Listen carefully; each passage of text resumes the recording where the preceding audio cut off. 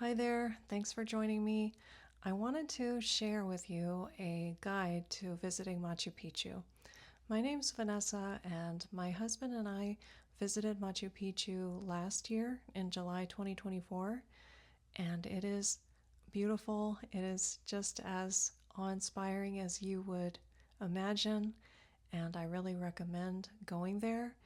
And I know that it takes a lot of research to set up a trip to Machu Picchu with the various steps that it takes.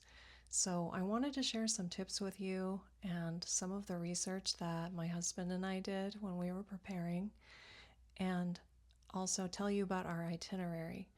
Our itinerary was meant to be pretty low stress, meant to give us time to enjoy the different locations on the trip. So I wanted to share that with you in case that might help you. A little bit a little bit about Machu Picchu to start. It was built, as far as I can tell, it was built around 1450 by the Incas, and the Inca Empire was the largest pre-Columbian empire, and the capital was in Peru, in the city of Cusco. And you will see Cusco on your trip, and it's a very cool city, and I think you'll really enjoy it. So to get to Machu Picchu, you will need to take a few different modes of transportation. It is located in the Andes Mountains above the sacred valley of the Incas. And to get there, you will first fly to Lima, which is the capital of Peru, and then you will fly to Cusco, which is, as I said, it was once the capital of the Inca Empire. And then you'll take various modes of transportation, probably a combination of taxi and train, or just train, into the Sacred Valley. And there are a lot of cool things to see there in the Sacred Valley before you go to Machu Picchu. And then you will take a train, most likely, to Aguas Calientes or Machu Picchu Pueblo, and then from there a bus to Machu Picchu. So you can see there's a few different steps, but I'll describe every one of them. First, let's talk about what time of year is a good time to visit. So the peak season to visit Machu Picchu is June, July, and August. My husband and I went in July, and that was great. That worked out very well. From what I've read, May and September also work, and then they're more of the shoulder season, but they could also work. But the rainy season is November through March, and it's a lot more difficult to visit during that time. And from what I can tell, the mountains are covered by clouds and rain, and it's not such a great time to visit. So um, that's your peak months to visit are June, July, and August. So tickets. You will need tickets to enter the citadel of Machu Picchu. To visit, you'll need tickets. And I recommend buying them from the official website of Machu Picchu, which is run by the Peru Ministry of Culture. And the reason I recommend that is because other websites might say that they're selling Machu Picchu tickets, but I think what they're really doing is they're taking your information and then they're going to the official site and buying it for you.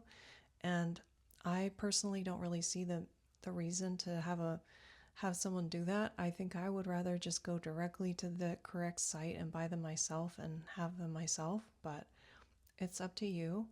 I'm going to put the website for the official Machu Picchu tickets up here and in the description so you can see what it is. Before you buy your plane tickets to go to Peru to see Machu Picchu, I recommend going to that official site and looking at the availability of tickets, because they do tend to sell out for certain days and times. And before you set up your trip to go to Peru, I think it's a good idea to go to the official site and see if the tickets are available for the days that you want to go. The way that the tickets are sold, the tickets will have an entry time that you need to be there to walk in to Machu Picchu. You can stay as long as you want. I think um, the official guidance is your ticket is good for maybe 3 or 4 hours, maybe three. But in reality, I don't think anyone is checking to see if you need to leave. I think that's up to you. But you do need to be there at the time that your ticket has on it for your entry time. So they're sold that way: a date, a time, and a circuit. And I'll explain to you about the circuits. The circuits are a path that you will be able to have access to, basically a route. When you buy your ticket, you're buying a ticket to walk on a certain route of Machu Picchu to see certain sites. The circuits are a little different now than they were a year ago when we visited, but I looked at them, and the one that I recommend, the one that is the most well-rounded circuit that will let you see the most is Circuit 2. And Circuit 2 is there are two different types, two different subgroups of Circuit 2. There's 2A and 2B. So from my research, the difference between 2A and 2B seems to be the place where you will stand to take your photo, your classic photo of yourself with Machu Picchu behind you. 2A and 2B have a slightly different vantage point for that photo. 2B seems to be similar to the photo my husband and I took, which I'll put here so you can see.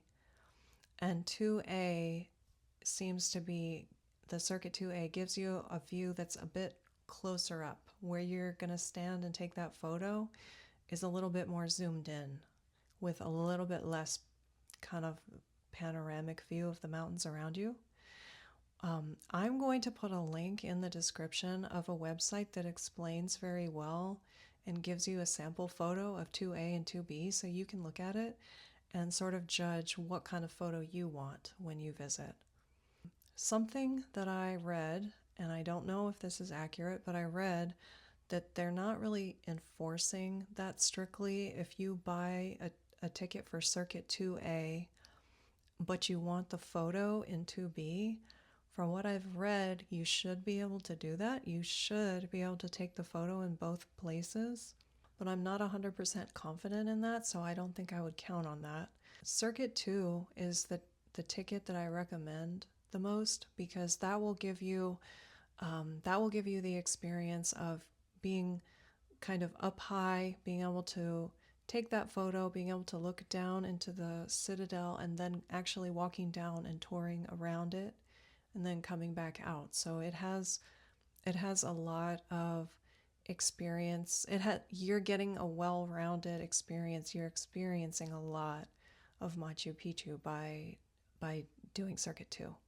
Something else to know about the circuits is that certain temples inside of the site are available for you to see on certain circuits, and they're not all the same. So I will also put a link in the description for a site that gives you a list of the different temples and tells you which circuit those temples are on. Something you can do if you see a temple that is not on Circuit 2, for example. I've seen people plan a trip where they buy 2 tickets for the same day. So if they really want to see a certain temple, for instance, the Temple of the Condor, and that is in Circuit 1, and they also know they want the ticket of Circuit 2, you could consider buying a ticket for Circuit 1 maybe in the morning and then touring, and then also have a ticket for Circuit 2 and then use that ticket for the afternoon so you can see everything you want to see in one day. That's a possibility. Another thing that is cool that I wish I had been able to see but the ticket wasn't available is the Inca Bridge.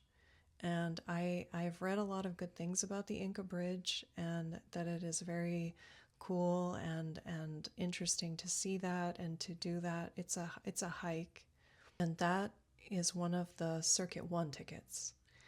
So that's another example. If that's something you really want to see, you could consider having two tickets for the same day, different time periods in the same day. You could consider maybe one of them in the morning, one of them in the afternoon if you wanted to do that. Another thing I've seen people do is come twice. They might come in the afternoon on day one and then come again in the morning on day two, so they can get a fuller experience of a lot of different things in Machu Picchu. And that's another option to think about. I've seen people recommend that. But if you only want to pick one ticket and you want to see as much as you can in one visit, I would recommend Circuit 2, and then pick A or B depending on what photo you want. Like what depending on what view you want the most. Do you want the more panoramic, a little bit more zoomed out, or do you want a little bit tighter framing of that shot? So that's what I would do. I would go to the official site. I would enter the date that you think you want to go, and see what times are available. So as far as what time to buy your ticket, or what entry time to pick for your ticket, I've seen a lot of people recommend going in the morning, first thing in the morning. I think that's okay.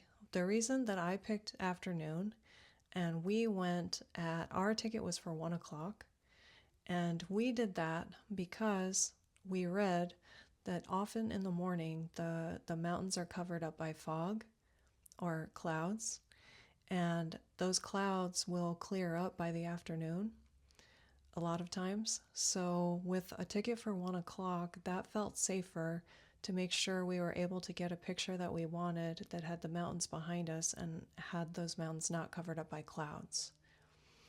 And 1 o'clock actually was a good time. It was not too crowded. There were a good amount of people, but it was not uncomfortable at all. It wasn't overly crowded. It was actually really pleasant. It was warm, maybe a little too warm for the sweater I was wearing, but I really wanted to wear a sweater, one of the sweaters that I bought on the trip. So anyway, I think going in the morning is a perfectly fine choice, but going in the afternoon also worked out well. And if I were to go again, I would probably pick afternoon again. The tour around, the walk, we were probably there for about 2 hours. So I wouldn't want to go very much later than 1 o'clock, maybe 2, because I wouldn't want to run out of time to walk around and see everything I wanted to see. What to bring with you? So I recommend not overpacking, because there's a limit on the size of the bag that you can bring in, and you also can't bring a tripod. So it would be a good idea probably to bring a hat, a bottle of water, sunglasses, and mosquito repellent. Believe it or not, there are a lot of mosquitoes there. I'm not really sure why, but both my husband and I got bitten on the hand, I think. And so I would recommend bringing some mosquito repellent wipes and then putting that on your hands to save yourself from mosquito bites while you're there. You could maybe bring a granola bar if you think you need a snack. I think that's everything. I can think of. And your passport and your tickets, either printed or on your phone. I see a lot of people wondering about whether they should bring a guide. My recommendation would be yes, because I think having the guide really does enhance the experience. They can tell you about the history. They can tell you about the different buildings and things that you'll see in Machu Picchu. And another cool thing about having a guide is they can take your pictures for you. So that's nice. If you're going all the way there, it would be nice to have someone take your photo for you instead of having to just take a selfie. So I do recommend a guide. We hired our guide ahead of time. You can hire a guide in Aguas Calientes just kind of ad hoc. just kind of spur of the moment, but I don't like leaving things up to spur of the moment. So I think planning ahead and hiring your guide ahead would be a good idea just to reduce stress. I think it's a good idea to do that. And when you hire the guide, you can tell them the day and time of your ticket.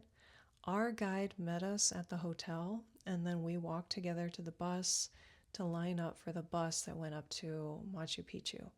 So what to expect on the day that you go to Machu Picchu? So in our case, like I said, the guide met us at the hotel about an hour, maybe an hour and a half before our timed ticket to enter Machu Picchu. And then we walked to the line of the bus. I bought our bus tickets ahead of time. I will put the website in the description for the bus tickets. And the bus tickets, they can't be bought as far ahead as the tickets to Machu Picchu. So, for example, today you could buy tickets to Machu Picchu for June and July, but you can't buy the tickets for the bus yet. I think that the bus tickets become available a month before the date, but I would check that. But I will put the link in the description, and you can buy those tickets in person in Aguas Calientes, or you can buy them online at this site. Okay, so that's a little bit about your tickets, and now let me tell you a little bit about what to expect from the weather there. So, Peru is in the southern hemisphere, and that means that their seasons are basically the opposite of the ones in the United States.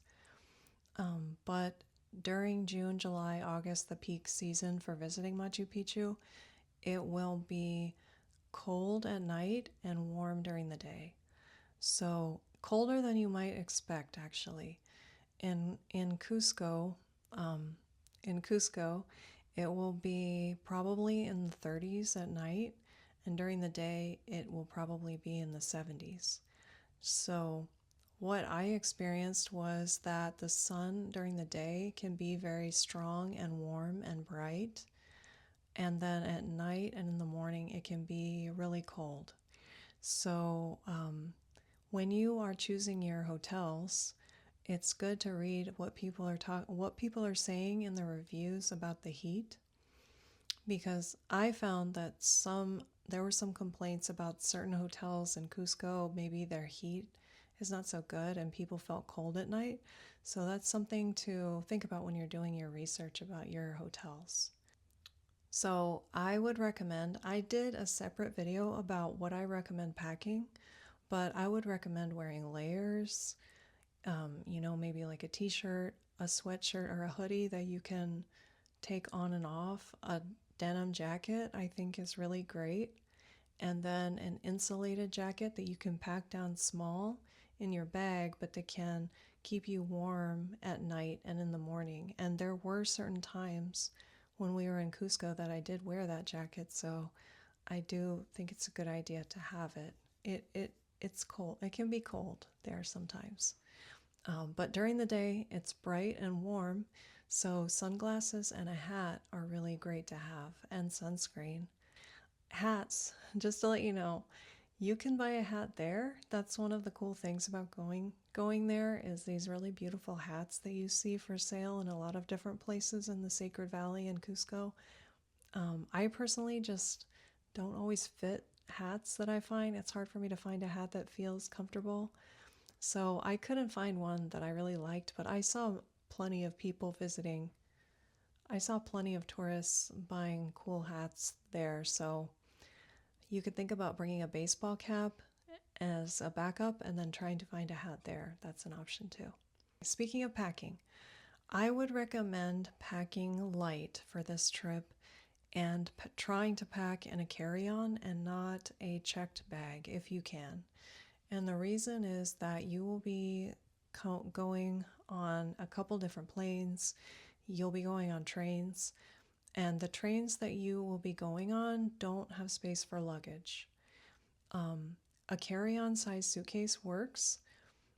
Basically, the train that you'll take from Cusco into the Sacred Valley doesn't have room for a checked bag size suitcase.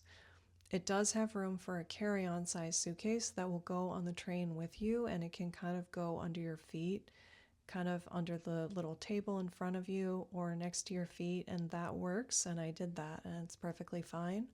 But a bigger suitcase, there's not room for that. So on this trip, if you can, I recommend a strategy of packing light and using a carry-on suitcase, and I made a video about my tips for doing that if you want some tips on how you could think about doing that if you want to. So now I've given you some background on going to Machu Picchu, and let me tell you a little bit more. Let me review again the steps that you will take.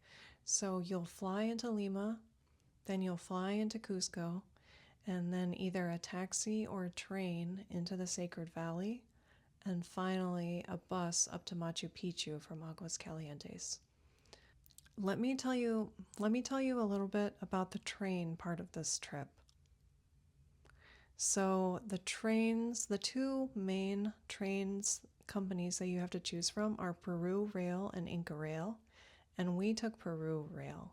Peru Rail lets you pick between a few different types of trains. There's the Expedition, there is the Vista Dome, and there's the Vista Dome Observatory. We took both types of tickets. So we took the Expedition going to Machu Picchu, and we took the Vista Dome Observatory coming back. I would recommend doing the Vista Dome Observatory for at least one of the legs of your trip, because it is kind of cool to see. They do a fashion show of Peruvian textiles, sweaters and scarves and gloves, and they do a fashion show in the train to show you those. And they also have a musical performance. They give you snacks on the train, and the musical performance is pretty cool, and traditional dance that you can see, and that's really neat to see. And then you get the chance to go into the observatory car and look around, and I think it's a neat experience. Something that I saw is that it's better to sit on the left side of the train if you have a choice on the way from Cusco into the Sacred Valley. And if you have the choice, I also think it's probably better to do the observatory car on the way. Because of the position of the observatory car, I think it's more scenic on the way to Machu Picchu than it is on the way back. Either way, it's still fun. But now that I've described all those nice things about the Vista Dome, I thought the Expedition was also nice. There's nothing wrong with it. It worked very well. So if you choose to go with the Expedition, which is less expensive, then I think that is perfectly fine, a fine choice too.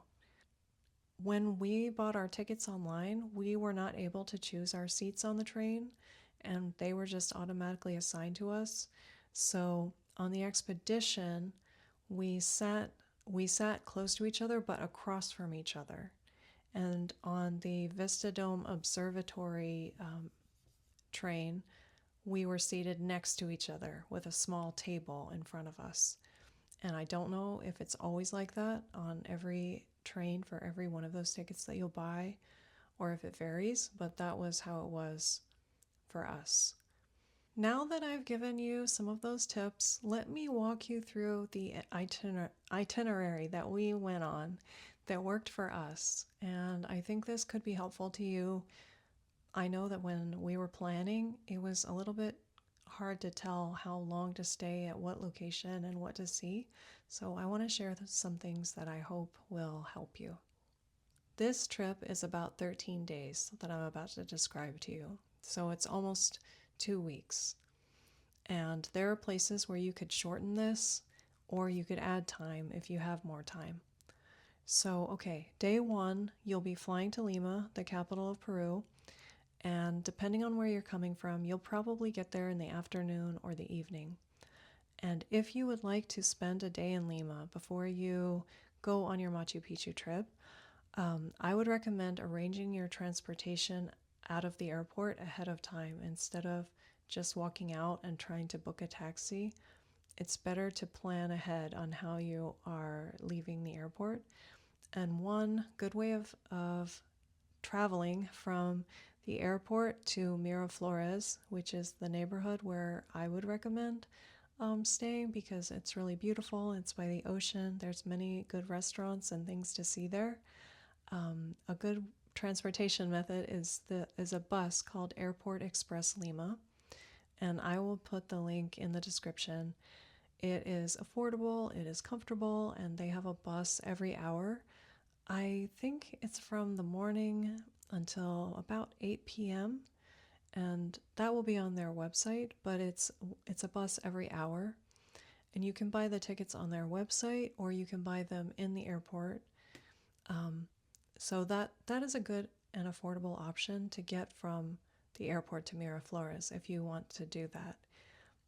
If you don't want to do that, you might be able to arrange your flight and time your flight so that you can go directly to Cusco on the same day.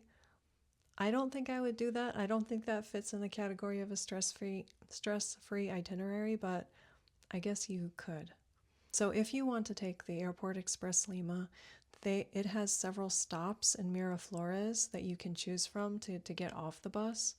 And you can choose that. You can look on their website and look at where your hotel is in Miraflores and then choose the stop that's closest to your hotel. Okay, so let's say day 2, you decided to spend a day in Lima.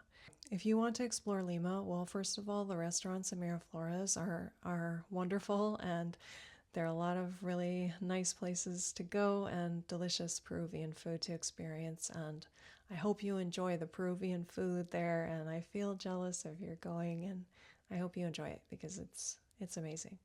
There are museums. A museum that's pretty small and that's a nice visit and it doesn't take too long is the Lima Museum of Contemporary Art. And if you want to do something, if you can only go to one museum in Lima, I would recommend the Larco Museum.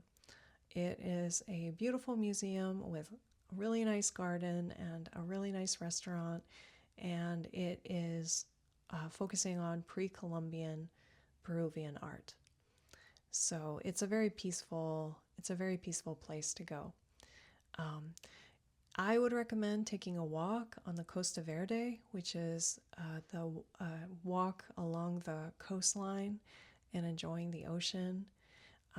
There are some nice gardens there along that walk to enjoy. There's one called the Chinese Garden that is very lovely. And there also along that walk you'll have a couple of French Kiss restaurants which have crepes and ice cream, and it's really fun to go there and buy your dessert and then sit on a table overlooking the ocean and just enjoy the ocean and have your ice cream, and it's really, really nice. And then if you want to have dinner that night, you could have dinner in Miraflores, or you could take a taxi to Barranco, which is another neighborhood in Lima that has a very cool artsy vibe, and there are a lot of good restaurants there in that neighborhood too. So now we're on day 3. Day 3 could be the day that you fly to Cusco. So you can take the bus or take a taxi back to the airport, and then you'll be flying to Cusco. The flight takes about an hour to hour and a half, I believe. There are a few options for airlines. The main ones that I saw were LATAM and Sky, and I saw better reviews for LATAM, so that is the airline that we used. And it's good to check their baggage policy. It seems pretty strict, and carry-on bag is what I took. My husband and I both had backpacks, and then I had one carry-on suitcase, and that was a good method to avoid the checked baggage fees and also to travel light. As I was talking about before, thinking about the train rides ahead, it's better not to have too much baggage if you can pack light, if you can avoid that. I prefer to save money and time by using a carry-on and not a checked bag when I can. Our flight was at about 12:30 p.m. and we got to Cusco at about 1:30. So here is the order of the trip that I would recommend. I would recommend flying into Cusco and then going into the Sacred Valley from there on that day and not staying in Cusco at first. And the reason is the altitude. So Cusco is very high altitude, 11,200 feet. Machu Picchu is actually at a lower altitude than Cusco. Machu Picchu is about 8,000 feet. And Ollantaytambo, which is a town in the Sacred Valley, it's between Cusco and Machu Picchu, it's about 9,000 feet. So what I read is that if you stay in Cusco right away, you have a chance of altitude sickness. It's not guaranteed to happen. I know many people stay in Cusco without a problem, and that's great. But I know sometimes it can be a problem, and I think it's unpredictable who it will be a problem for. And we just prefer to avoid that and try to minimize the risk of it. So what we did was we flew into Cusco, and then we took a taxi into the Sacred Valley into Ollantaytambo. We reserved the taxi in advance, and I liked the company, and I'll put it in the description, but there are other companies that you could reserve a taxi ride with. We arranged a stop at one of the sites in the Sacred Valley because in our trip we didn't have much time to tour the Sacred Valley, and we wanted to see 100%. We wanted to see these agricultural terraces, this Inca site of agricultural terraces in Morai. And I don't know if I'm saying that right, to be honest with you. But I'll show you a picture of that here, and it's really, really cool to see. So just because of our time constraints of our trip, we went from Cusco to that site, and then we went to Ollantaytambo. But if you have time to tour the Sacred Valley separately, you could go directly that day from Cusco, the airport, take your taxi, and go to a hotel that you have pre-booked in Ollantaytambo. And that is your day 3 of the trip. Ollantaytambo is a really beautiful and charming town. It was built by the Incas, and it feels very historic and very beautiful, and I really recommend going there. So that's day 3. Okay, so day 4. Day 4 can be the day that you tour the Ollantaytambo site. And you have an archaeological site there. It was a stronghold for the Incas during the time of the Spanish conquest when the Incas were fighting the Spanish, and this site dates from the late 15th century. The way it is set up is that there is the town, and then very close by you can walk up this archaeological site and look down from the top of it down into Ollantaytambo, and it's really cool. So I recommend experiencing that on that day that you're in Ollantaytambo. Another thing to see there is there's a market there at the entrance, close to the entrance of the archaeological site, and there are a lot of cool. I got this there in Ollantaytambo. So when you go there to visit the site, you'll have the chance to buy a tourist ticket. And this is a ticket that will get you into these archaeological sites in the Sacred Valley. You don't have to buy that ticket ahead. You can buy it at the first one of the archaeological sites that you visit. In this case, if you visit Ollantaytambo first, you can buy your ticket there and then bring it with you. And then when you go to the other sites in the Sacred Valley, you can show your ticket, and that will get you entrance into those sites. Day 5. This is a day that my husband and I didn't have on our trip, but I would recommend doing this if you can, if you have time. And that would be to take a tour of a tour of the Sacred Valley, and you can book that tour ahead of time. There are quite a few companies that will do this, and they'll take you on a tour of the major archaeological sites, the towns and Inca sites that you can see in the Sacred Valley. So one of those is Morai, like I mentioned. That's the Inca archaeological terraces that are they are circles laid out in circles from a lower elevation to a higher elevation. And what I read is that the Incas would grow crops at different levels of that site. And it's very, very cool to see. There is also salt mines in Maras. I'm sorry, I don't know how to say it right. And they are a series of salt ponds, very colorful, really beautiful, and it's been in use since the pre-Inca times, I believe. And those salt mines are still in use, and that would be really neat to see. There's a town called Chinchero, which is known for its textiles, and then there is a town called Pisac, which is known for its architectural terraces and ruins. It's another major archaeological site like Ollantaytambo, and that's Pisac. So you could take a 1 day tour, and it takes a while to drive between these locations. You could book one of these tours and experience those things in the Sacred Valley, and I would recommend doing that if you have the time in your trip to do it. So now we're on day 6 of the trip. I would recommend on day 6 taking the train from Ollantaytambo to Aguas Calientes. And there is time if you want to wake up, have breakfast, get on your train, and you don't need to have a lot of rushing around.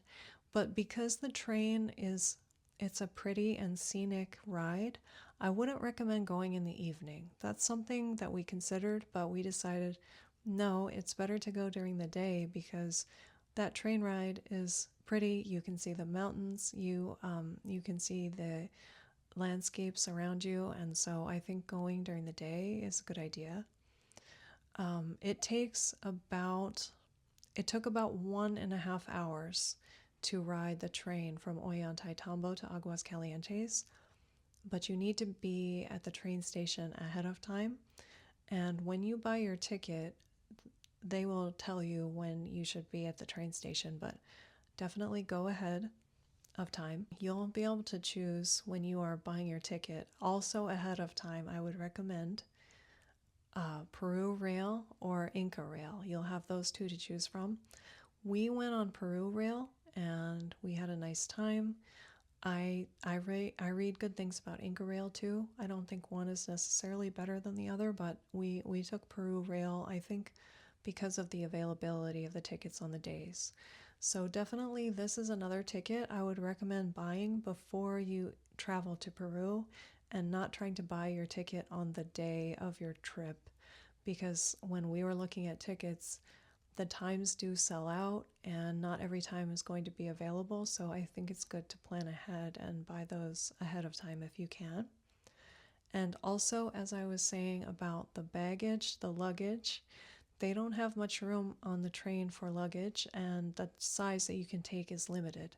So a carry-on suitcase, that was fine, and that fit kind of under my feet, under the table, or just under my feet in the train.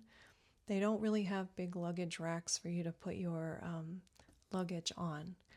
Another option that I see people write about doing is if they do have baggage and they can't bring it on the train, they could plan their trip a little bit differently. They could plan to stay in Ollantaytambo, leave their luggage there, take the train from Ollantaytambo to Aguas Calientes, go to Machu Picchu on that same day, ride back on the train on that same day, and stay in their hotel in Ollantaytambo. That can be done.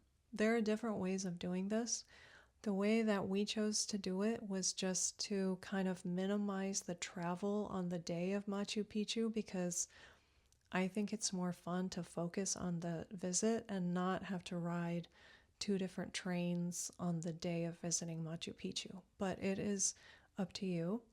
Another thing I see, I didn't personally experiment with this, but I think there are luggage lockers at Ollantaytambo train station, so you could consider using that. But I haven't personally experimented with it, so I'm not sure. But it's something to research if you are trying to find options for your luggage. But okay, in this scenario, let's say that you took the train from Ollantaytambo to Aguas Calientes on day 6, and then you're staying in Aguas Calientes overnight. And Aguas Calientes is a charming and picturesque town, and of course, it is very geared towards tourism because that's where you're going to go to Machu Picchu from there. But there are a lot of cool restaurants there, and there is a big market with a lot of sweaters, textiles, souvenirs, and things like that if you enjoy that. There's a really pretty bridge in the middle of the town to walk across and look at the river, and it's very cool because the mountains are right there all around you, and it's very pretty there. Now we are on day 7, which is your day to go to Machu Picchu if you are following along with the itinerary. So to get to Machu Picchu, you need to take a bus from Aguas Calientes to the site of Machu Picchu. To buy your bus ticket, you can buy your bus ticket ahead of time on the official website, which I will put in the description. I think the bus tickets go on sale a month or two before the trip, but you can check back closer to the time of your trip and buy the ticket online at that point, or you can buy it in person in Aguas Calientes. We didn't do that because we wanted to buy the ticket ahead and just save time while we were in the town, not to have to buy the ticket, but you could also do that. So on the day that you want to go to Machu Picchu and you have your tickets ahead of time for your circuit and your time that you need to enter the citadel, you need to line up for the bus ahead of time. I would probably line up for the bus about an hour before, or maybe even an hour and a half before my entrance time, because it's important to make sure to be there at the citadel at your allotted time. If you have a guide that you hired ahead of time, the guide will tell you what time they'll meet you at your hotel, and then they will walk with you to the bus, or this is how it was with our guide, and wait with you in line while people are getting on the bus and such. So that could help you as a guideline, but I think if I were to do it on my own without a guide, I would definitely be at the bus an hour before at least. Maybe more than that, more than an hour. So then when you're on the bus, it's a very scenic ride up into the mountains, and you can see the mountains around you. It's very beautiful. And I think the ride to Machu Picchu from Aguas Calientes takes maybe 20 minutes. I don't know exactly. But plenty of time to look around and enjoy the scenery. That's something I didn't really know, but it's a really beautiful bus trip or bus ride. And then you're at the site. Our tickets were for 1 o'clock. There were a good amount of people, but not too many. What to expect from your visit. So let's say that you have your ticket for Circuit 2. The way that it works is that you get in line, you show your ticket to enter the citadel, the site, and then you walk up a series of steps, and they're somewhat steep, so it's not a very, very tiring hike, but it is a walk up a series of steps and kind of a trail, and then you come to, that doesn't take too long. I want to say maybe 10 minutes at the most. And then then after you go up all those steps, you are sort of on top of a terrace, and you can very quickly see down into the main site of Machu Picchu, the city or the citadel. And you very quickly come to the place where you take that postcard picture of yourself with the mountain behind you and Machu Picchu behind you. So that is in the beginning of your tour. You are kind of on top of the terraces and you make your way down into the city and tour around, look at the various temples and sites and buildings inside of Machu Picchu, and eventually uh, see terraces and eventually walk back up to where you started and then go back down to the bus. Something to know about the way the tickets operate, the circuits that you are on when you start walking around, is that they're meant to be one way only. So you won't have the chance to go back and take the photo again. That's another reason why I thought it was really great to have a guide, because the guide can take your photo and you can try to take a lot of photos to make sure you have what you want. Because the way that the circuits are structured, it's one way only around the whole around the site. So when you are there at the top and you're taking your photo with the mountain behind you, once you proceed past that area and go down into the citadel, you won't return there again. So it's good to remember that it's a one-way path that you'll be going on. So make sure to enjoy the parts that you see as you see them, if you know what I mean. For us, our visit took about, I want to say, maybe 3 hours. I feel like 3 hours is kind of a good standard time to think about how long it will take. You need to be there on time to enter Machu Picchu, but at least when I went, there's no one checking to see how many hours you've been there and telling you that you need to leave. I don't think that's so much something to worry about. It's more worrying about getting there on time to enter at your ticket time. But then once you're there, I think you can enjoy it, and I think 3 hours is a good estimate for the amount of time it will take to walk around if you have the Circuit 2 ticket. I think that's everything that I could share with you about the actual day of going into Machu Picchu. I would just say that I hope that you have a beautiful trip, and I hope that it's as magical for you as it was for us to be there. The way that this itinerary is structured, after your Machu Picchu tour, you will take the bus back to Aguas Calientes, and then you have time to explore Aguas Calientes more. There are a lot of restaurants there that you can enjoy. Something that I like to do is to buy a sweater. I bought this in Lima, but there are a lot of sweaters that you can buy in Aguas Calientes, and I think it's kind of part of going to Machu Picchu. And Aguas Calientes in Cusco is the sweaters there are so beautiful, so many different colors, so many different patterns, and there's a big market in Aguas Calientes, and there are plenty of places in Cusco and in the Sacred Valley to look at the beautiful textiles and get a sweater if that's what you want. It's something that I think is really cool about going on this trip. Let's quickly go through the rest of the itinerary after Machu Picchu. Remember, the reason that we're going to Cusco after is for the altitude. So by the time that you get to Cusco in this trip, you should be more acclimated to the higher altitude, and hopefully you should be able to feel better about the altitude and not have problems. That's the goal anyway. There's no guarantee, there's no way of knowing, but the goal of this is to help you build up more tolerance to the altitude before you get to Cusco, which is the highest altitude of any of the places on this trip.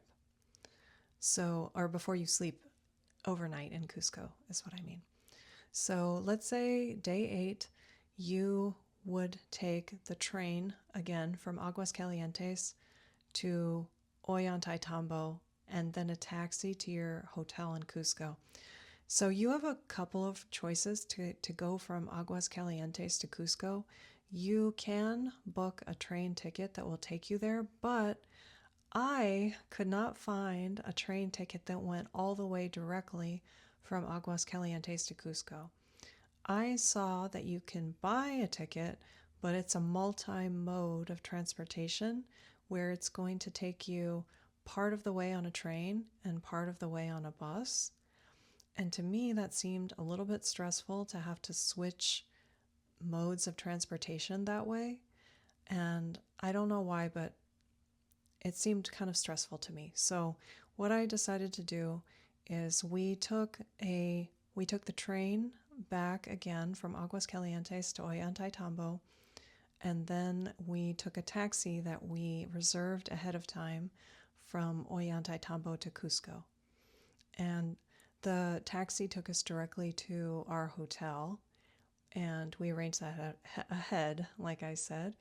And to me, that seemed the most convenient and least stressful way to do it. But there are various ways. So we stayed in the San Blas neighborhood of Cusco, which is a really cool and artsy neighborhood with its hilly cobblestones, plenty of shops and restaurants to see everywhere you look, and to me, it's something that should be experienced. The feel and the vibes, and to be able to walk on those streets and those cobblestone streets, and it's very charming and very, very cool and beautiful, and I think it's well worth seeing that neighborhood.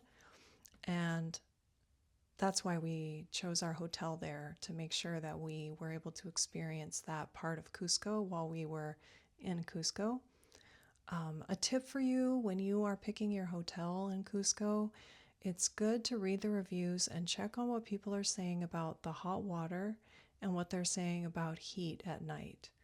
Because when we were doing our research, I noticed a lot of people were unhappy at times about the hot water in the hotel, or they felt cold at night. Because like I said, it does get quite chilly at night, probably in the 30s.